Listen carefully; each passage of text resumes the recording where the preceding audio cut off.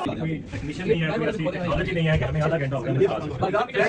देखिए सुने आज हमें आधे घंटे में एक घुटन हुई है तो कितनी तकलीफ हो रही है सबको।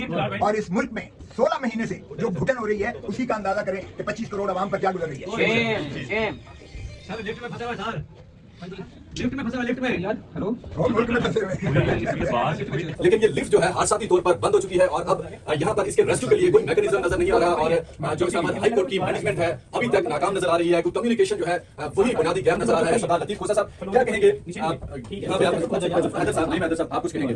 देखें ये सफोकेशन हो रही है, सांस लेना मुश्किल हो रहा है, पसीना से शराबूर हो रहे हैं।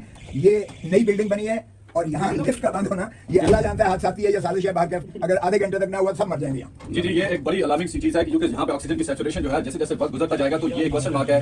बंद लिफ्ट है और यहाँ पे बहुत सारे लोगों की कीमती जानें जो है वो कैद हो चुकी हैं। तो जो सरदार लतीफ खोसा ने कहा कि इसको जल्द से जल्द रेस्क्यू करना चाहिए और जो लोग हैं वो उनकी जिंदगी खतरे में।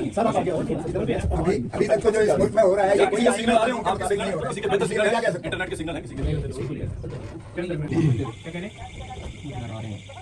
ये तो सर अगर हम साइलेंट रीच कर रहे हैं उनको कहीं ना कहीं कॉन्टेक्ट हैं इसमें लिफ्ट जो है उसे खोलने की कोशिश की जा रही है अंदर से। दोस्त अब आप कोशिश कर रहे इस तरह से ठेके दिए जाएंगे इमारत के और इस तरह से जब ठेके दिए जाएंगे ये आप इस तरह की खाने होंगी अल्लाह ही हाफिज़ है। अगर हाई कोर्ट की भी इमारत का ये हाल है कि उसकी लिफ्ट जो नहीं है अभी हाई कोर्ट पूरी तरह फंक्शनल नहीं हुई है, अगर उसका ये हाल है तो फिर उसको पता पूछें, उसकी गिरफ्त करें जिसने ये ठेका है जिसके पास जिसने ये लगाई है।